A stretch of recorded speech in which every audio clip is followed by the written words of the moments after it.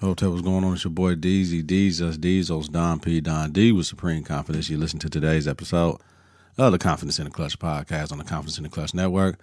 Whether it's a game of basketball or a game of life, you got to have confidence in the clutch. Practice makes confidence. Pressure makes diamonds. Stay sucker free. Keep it a buck like Milwaukee. I am the IP. Stay woke or get out. Gold ball or bust. You can't fit in when you are standing out. Last year was about branding. This one about expanding. Colorism is dead. Black is black. Every disagreement is not a fight. You get to make the decisions, but you don't get to decide the consequences. Everyone is entitled to their own opinion, but not their own facts. No shine without the grind. I work for myself, so I guess I work for a boss. You buy once, you cry once. The chief creator content. Don't sink the ship just because you ain't the captain. If it doesn't fit, make it fit. Didn't reinvent the wheel, just a better design. Get your confidence together. Get your clutch together. All black with a little bit of gold. Let me show y'all confidence in the clutch, bro. Support your own black-owned media. Listen to and follow the network on various platforms. ConfidenceInTheClutch.podbean.com. And wherever you listen to your podcast, search Confidence in the Clutch. Follow, share, rate, and review is important. Follow us on Twitter and Instagram at K and the K. Visit us on Facebook at Confidence in the Clutch. Yo, coming up today, we're going to talk about RIP to Kevin Samuels, WNBA. The time is now to help the league now than ever. And let's talk NBA playoffs, y'all. I think I got a life accused as a teacher as well. Maybe not. We'll talk about that on Wednesday. Like always, bringing you quality content with strong opinions and facts. Confidence in the clutch without fear, more than love, and never hate it, y'all. Come ride me for a minute. Confidence starts right now. 3, 2, 1. Confidence on 3, in the clutch on 6. 1, 2, 3. Confidence. 4, 5, 6. In the clutch. Yo. I hope y'all had a good week out there. Few days, not even been a week since I've been doing my 2 times a week type of thing. During this NBA playoffs, I like it. Did you hear that raspiness in my voice, yo? Man, I had emergency surgery last Thursday. Been having pains, intense pains in my abdomen, right side, right? So I went early March, got the, well, it first happened in February. And that's when I found out I had an arthritic knee. I thought it was, I tore my MCL. Nah. With my ortho, he's like, no, you just got arthritic knee. Handled that. Then March 3rd, I went, got a CT scan, all this blood work, all this everything. Didn't find nothing. Did find I had an umbilical hernia, right? So then I went on last Thursday. Same, just pain again. And they did an ultrasound this time. This time they found out my gallbladder had gallstones in it. Some, like a couple of them was big, like 2 centimeters, and they were clogging the ducts.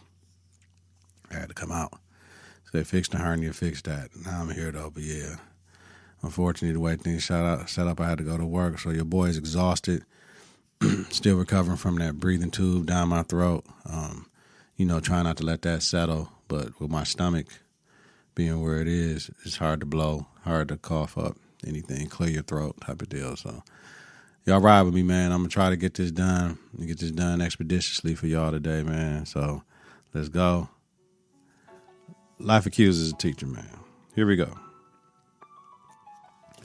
The 2 young ladies that did the social media thing, right? So the one young lady that was all in the player face, she got central office suspended. She got kicked out. The other young lady that was recording it and uploaded to social media didn't get kicked out. I don't have time to worry about why. I ain't got time to ask no questions. It just doesn't make any sense. Both of them should have been gone. If one was doing it, the other one was recording it and put bitch in words, but the other one had bitch in their voice, both of them goes. So, whatever. I ain't got no sympathy or no favoritism for these kids and everything they go through, because that's what a motherfucker gonna sack. Because they always say we got to be the professionals and adults until shit hit the fan, right? Everybody that's seen the video be like, dog, I don't know how you stood there going through that shit. I don't even know how you did that. There's no way in hell I would have, but I did. All right. Ain't no cookies, ain't no kudos. It is what it is, man. So it is what it is. All right. Moving on, man. Rising power, rest in paradise, rest in peace to Kevin Samuel. He was an image consultant, YouTuber, fashionable brother. I believe he was 57 years old. Reported he was 57 years old. He was a guy, a black man with his own opinions. I first heard of Kevin Samuels listening to Joe Budden. They did a Joe Budden podcast collab. And he said some interesting things. I'm like, yo, he's not off with what he's saying. Might be a little harsh, but he's telling the truth. And I was listening to Sherwin Hughes on the truth. And I agree with Sherwin as well. Sherwin was like, yo, he was honest. You know what I'm saying? Like, and he's honest to where you can have your facts. That's why I put in, you can have your own opinions, but you can't create your own facts to back up your opinion. And it's just funny how only the women and the man he was telling the truth about were offended. My thing is, it ain't what they call you or what they say about you, is what you respond to. So let me get this right. A person that you don't know could talk about some of your characteristics and ruffle your feathers, and you get mad. You get mad to the point that you want to hate that man and wish negative things on that man. You know what I'm saying? I don't know the brother, but just hearing how he moved and stuff like that, and hearing how he interacted with women, he's just not like he was disrespectful. It may have made you uneasy to hear the things he said, because people don't say those type of things. People don't say those type of things to women. But if it was his truth and his honesty, is what it is. Because for every person that's offended, you have some people that say, hey, man, you helped me. What about them women? I mean, you know what I'm saying? So what about the women he did help with being honest with them? Maybe making them see things a different way, and they were so caught up in their own BS that they didn't know that. So shame to all you haters that's posting all the negative things about somebody dying and how it's good. This brother got family and friends and children and shit. That shit ain't right. What did he do to hurt you besides stated his truth that you didn't have to agree with? It ain't what they call you, is what you respond to. So unless you really feel that way, you're insecure with who the fuck you are, right? You're insecure. You're insecure with who the fuck you are if a stranger could make you feel upset, or you need the negative attention. I mean, you want the negative attention. You know, my body, my choice. We ain't talking about abortion, but even the vaccination, the people that talking about they had to do more research. When the research is done, like, I don't get it. Like, just don't get the vaccine. Just say you don't want it because you don't want to get it. But don't say you had to do more research. People that hated on this brother,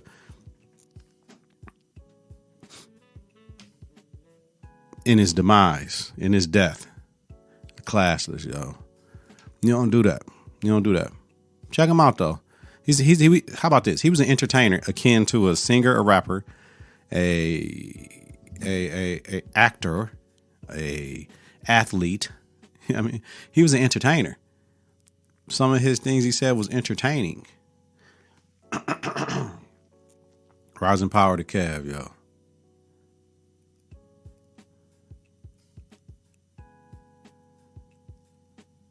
Moving on.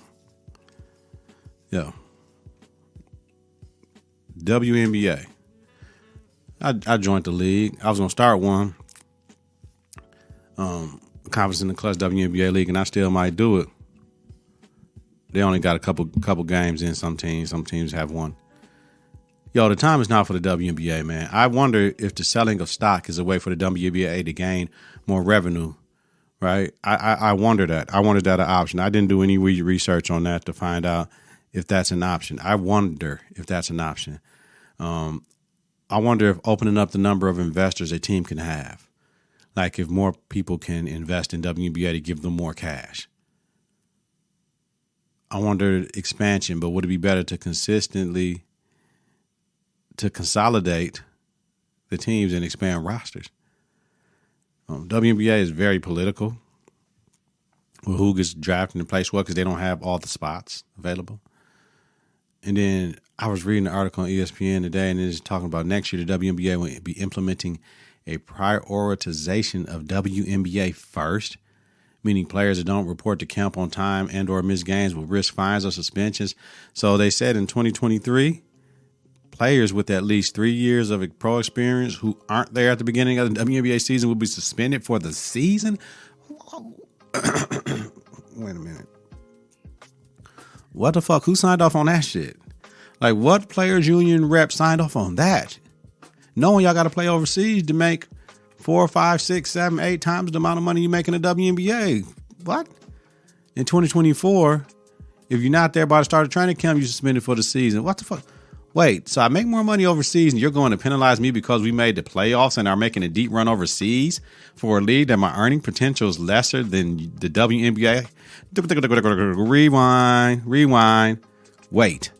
So I make more money overseas and you're going to penalize me because we've made the playoffs and are making a deep run overseas for a league that my earning potential is lesser than the WNBA?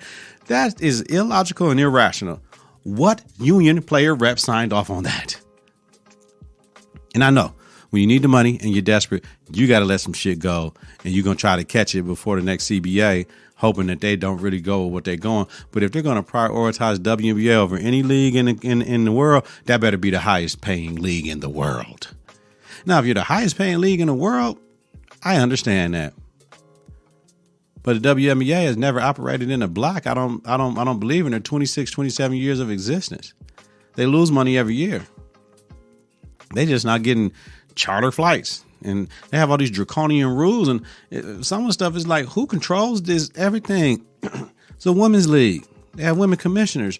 Like, who's controlling the money? If it's the owners of the team and they're all men, man, we need to rethink all of this shit because it doesn't make any sense how things are going. This hurts my heart because this is what women have to go through. This is what black people have to go through. We know the money isn't there. We cannot ask owners to lose more money on franchises, but they have to figure out a way to operate in the black. Business savvy owners figure out how to cut your L's. Man, I don't want to speak into existence, but that don't sound good. Because what's going to happen is your best players ain't going to play in the WNBA then. They're going to say, you know what? All right, then I'm just going to stay over here.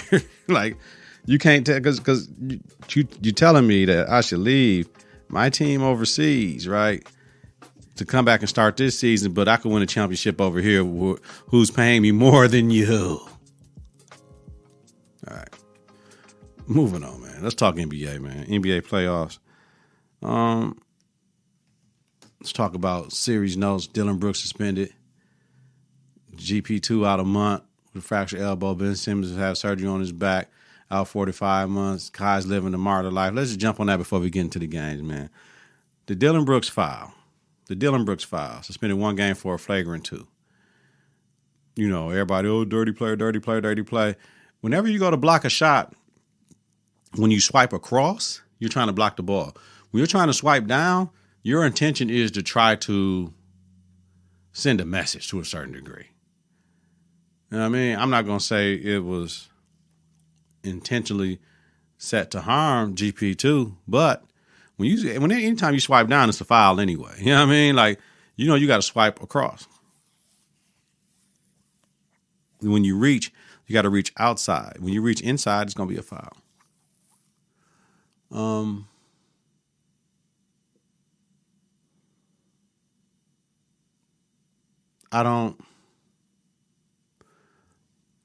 The suspension is fine. It was a flagrant 2. A brother got hurt, man. I don't think it's retroactively over since GP2 got hurt. He got to sit out. Brooks got to sit out. No, man, it warranted that. It was a reckless play. Not only did you slap him in the head like that very hard, but the brother broke his elbow. Like, yeah, you got to pay for that shit. So you got to pay for that. So I was fine for that. And he didn't need more than that. I was fine for that. And I don't give a damn if he did get kicked out at the beginning of the game, too. I'm fine with the 1-game suspension because they showed they needed him, but shit, it is what it is. Now, GP2 out a month with a fractured elbow, 3 weeks at least. Like, man, you do the math on that. They need GP2, but they got young cats on their bench that can kind of step in. But, yeah, he was their best defender right now at this point in time. He was the one that was playing on Ja. We talked about Ben Simmons and the mental health and the contract and getting traded from Philly to Brooklyn and all that. But now he's going to have surgery on his back. I have a herniated disc. I haven't gotten surgery. I just take my CBD and be done with it. I mean, try not to do too much. But when your life is playing basketball and millions are on the line, he had to get the surgery. The problem is the surgery. Once they go on your back, everybody I know that has back surgery, once they go in, they're going to keep on going in. That's the only reason I haven't. I have to be hunched over, can't walk to get to surgery.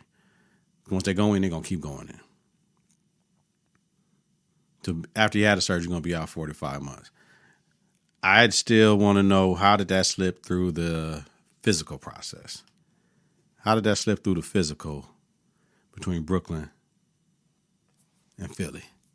That's what I want to know. And Kyrie on the Cetera's podcast, Eddie Gonzalez was talking about he's living the life. He was living the martyr life, right? I don't think you can be a martyr for a choice, like to not take a vaccination. You can be a martyr for a stance and a movement. Like, yo, I ain't playing even though y'all let me come back because y'all didn't want me to play because I didn't have the shit. Like, that's something different. But it wasn't the Brooklyn Nets and it wasn't the NBA. It was a New York City ordinance. It wasn't a country ordinance. So, I mean, it was like, yo, I don't think that makes you a martyr, but he's entitled to his own opinions and his own views of himself. But you can tell the people you roll with whatever you want. You and I know what's going on. Yeah. Let's get into these series, man. After this weekend, we got a couple of 2-2s. The first one we're going to talk about, Eastern Conference semifinals, Heat and Sixers. You know what I'm saying? Game 2, Heat won 119-103. Harden did not play well. He took 15 shots. It was looking like a trend. Like, because Harden has a player option for $47 million. So it was looking like a trend. Like, Harden, you might be washed, bro. And I said, I cannot call the brother washed because he can opt out for a 5-year, $250 million extension. My thing is, will Philly offer him that in order for the Sixers to have a chance versus the Heat? Harden has to be the killer, put up the most shots, and be a threat. Like, Maxey and Tobias can't be the focal point of the Philly's offense. So no Embiid, no win. So I don't understand what was up with Harden, but he has to get it together. And he did later on in the other games. And shout out to Tyler Hero for winning Sixth Man of the Year, 96 out of 100 votes. Game 3, guess who showed up? Embiid showed up. He came back. He had 18-11. Embiid was a factor in the paint on defense and the pick and roll on offense. He stretched the Heat's defense out to the perimeter and made it hard for their post players to finish around the basket. And like, Harden, damn, I've stopped checking for him in that game. He had 15 of his 17 in the first half. Maxey was scoreless in the first half, though. And then he came in and had his 21 in the second half. Excuse me. So their productivity by committee was there for those two. But for the Sixers, it was going to be hard as hell for Philly to win 3 of the next 4. And they had a must-win game 4 for the Sixers yesterday, which they did. Now, Butler had another 40-point night. He had 46 and 2, but Harden had 31 with 16 and 4. Embiid had 24 and 11. Embiid is the difference in the series. Miami doesn't have an answer. Miami doesn't have the size to match up with Embiid. Philly, 16 to 33. Miami, 7 to 35 from 3-point field goals. So you do the math with that, right? That's 33 points from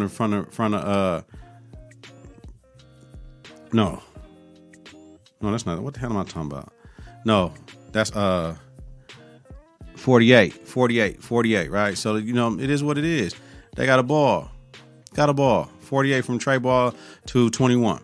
Harden look electric. Second 30-point game with the Sixers since he got traded in February, though. So we all know, though, but the Heat have to shoot it better. Duncan Robinson ain't playing because he's a defensive liability. So now what it is now, best of 3 series. They headed back to Miami for Game 5 tomorrow. Pivotal Game 5, that's what they say, right? We got to see what's rolling, what's going on. Next series, the Bucks and the Celtics. Man, listen, that's 2-1 right now. Game 3, Bucks won 103-101. Giannis had 42, 12, and 18. At the half, the 3-point field goals, it was 7 for 36 for both teams. Like, you know what I mean? The Bucks outscored the Celtics 34-17 in the third quarter. Looked like they was finna run away with it. Then became lackadaisical in their play. Giannis and Drew stepped their shit up, though, with both taking 30-plus shots in the game. And I was thinking, James Harden need to try that with Embiid. 4.6 seconds left, the end of the game scenario. That's all I want to talk about, right? Was that a foul for 3 or a non-shooting 2 free throw foul? If you count continuation, yes, it was a foul for a 3. If you count a rip-through move as that what Marcus Smart was doing, no. But Ime Udoka, great strategy by the coach. Coach on that. Marcus, make the first joint. That put us down 2, right? Marcus missed the second throw. Hit it off the backboard, hit the front of the rim, and he got his own rebound and put back attempt fading away. Missed that. Then Williams had a shot, missed that. Horford had a tip, missed that, got it back, and it went in right at the buzzer when the light went on, right? Left his hand. Celtics had 3 shots right there. So the Bucks got away with one, with Giannis having 42, right? With Tatum not balling like that. Every other game, Celtics, with Tatum and Brown both being locked in. Like, they had one game when both of them was locked in. That was game 2. So we got to see. Game 4 tonight, that means both of them should be locked in. If it's every other game, that both of them could be locked in. Whereas Tatum was locked in the first game, both of them was locked in the second game, Brown was locked in the third game. So the Bucks are lucky as fuck for winning that game, to be honest with you. Field goal percentage, Bucks was 40%, Celtics 36.8. Listen, Giannis was 20 for 52 in the first 2 games of the series, and he was 16 for 30 on Saturday. Right. So we'll take that. We'll take that all day. Bucks led in rebounds, points in the paint, fast break points, second chance points, fast break points. Right here's the make or break game, though. It's going 7. Remember, I got Bucks in 7. It's going 7. Celtics win. Bucks go up 3-1. I'm feeling them vibes, baby. We finna be done with this. We not finna go through this. We not finna go through this. We finna end that series. West, y'all. Suns Mavericks tied up 2-2. Game 2. Suns won 129-109.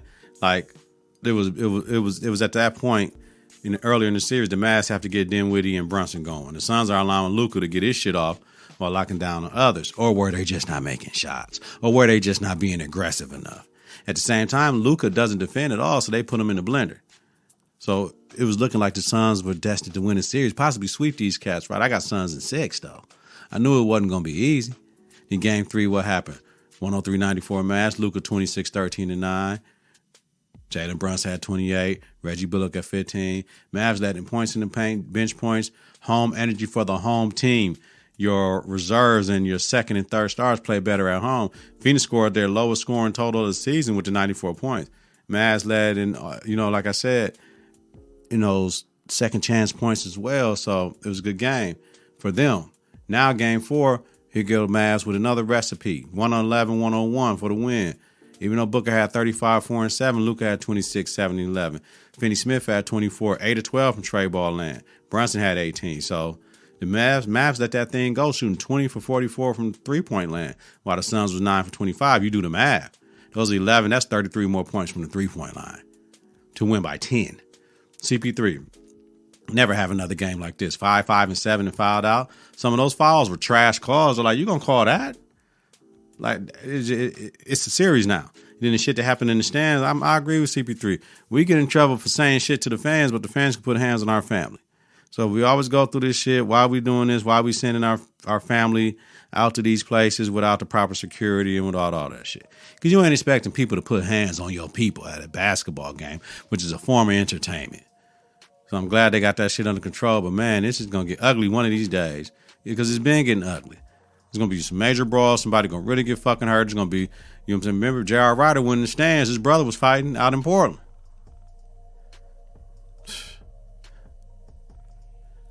Grizzlies Warriors. Game 3. Warriors 142-112. Best player on the floor was Curry with 30. Clay had 21. Poole 27. Ja had 34. Yo, that Ja Morant Lil Baby Beats commercial was fire. Little Baby storytelling and bars is top notch on that commercial. Like, you really want to hear what he going to say next. He's getting better as a rapper. Now, Dillon Brooks served his 1-game suspension for the hard foul on GP2, who was out possibly 3 weeks. Memphis, 11 for 23 from three-point range. Golden State, 6 for 10. It didn't even matter. And that's in the first half. And the Warriors still led 64-57. Warriors led in rebounds, 34-22. Points in the paint, 62-44. Second chance points, bench points. Yo, broke the code, right, with Ja. Now, Ja re-injured his right knee when during a trap. Poole grabbed it going for the ball. Ja even tweeted the video. Ja did extend his legs out a little bit more. And it looked like he gave a little bit. And Poole did grab his knee and pull on the motherfucker, though. I don't know what people watching, but he did pull on the motherfucker. Man, was it malicious? It didn't look like it, though, but he did grab him. Motherfuckers be grabbing on you in the basketball, though. Like, he was trying to keep Ja from getting that rock. I don't think he was trying to hurt him. But, yeah, he was trying to keep him from getting that damn rock, though. We all saw that, right? So, I don't know. This shit has to stop. They going back and forth. I understand people getting suspended, people getting hurt. They going back and forth. This shit had to stop. Will Poole be suspended for the night? No, he didn't get suspended. But Ja is doubtful for tonight's game now. Ja missed 20. Let's see. The Grizzlies went 20-5 this season without Morant. So he missed 25 games dealing with this knee. For the series average, Ja's averaging 38. The rest of the Grizzlies team is averaging 73 versus the Warriors this series. No Ja, no wins. Because y'all ain't balling like y'all was in the regular season. This is playoffs. It's more intense. So to me, the Grizz all have to step up on the series, period, with or without Ja. They got to play. The Warriors are in the mode. They up 2-1. They should smell blood, and they should get that win tonight. So if you ask me for tonight, I got Bucks winning. Even though this is the due for the Jalen and Jason game for the Celtics. I got the Bucks smelling that blood. Like, nah, we got to get this. And I got the Warriors smelling that blood. No, we going up 3-1. We going over 3-1, going back to y'all cribs trying to close y'all out. For tomorrow's game, them 2-2s, I got Phoenix winning, and I got Philly going down to Miami and getting one. And now you putting the pressure on Dallas and the Heat. Let me know, y'all. Hit me up in the comments. Hit me up in the show notes, episode notes. Let me know, man. I appreciate y'all, man. I got to get some rest, man. I really got to get some rest, man. This has been a very trying day on me. Trying past few days, man. So, but it don't stop. I got to get Bellator soccer game, man. Ooh, it don't stop, y'all. Just do two things for me, man. I'm going to do something for y'all. I'm going to get some rest, y'all. Love y'all. Appreciate y'all. Y'all get y'all confidence together. Get your clutch together. Support your own black-owned media. Listen to and follow the network on various platforms. Confidenceintheclutch.podbean.com. And wherever you listen to your podcast, search Confidence in the Clutch. Follow, share, rate, and review is important. Follow us on Twitter and Instagram at K and the K. Visit us on Facebook at Confidence in the Clutch, y'all, twice weekly. Deezy, Deezos, Don P, Don D, host, Confidence in the Clutch, a Confidence in the Clutch Network podcast about sports, entertainment, culture, music, and society. Have a safe, healthy night. If you're listening to this pod during the daytime, create a great day on purpose, y'all. Be safe out there. I'm out. Peace. 3, 2, 1. Confidence on 3, in the clutch on 6. 1, 2, 3. Confidence. 4, 5, 6. In the clutch.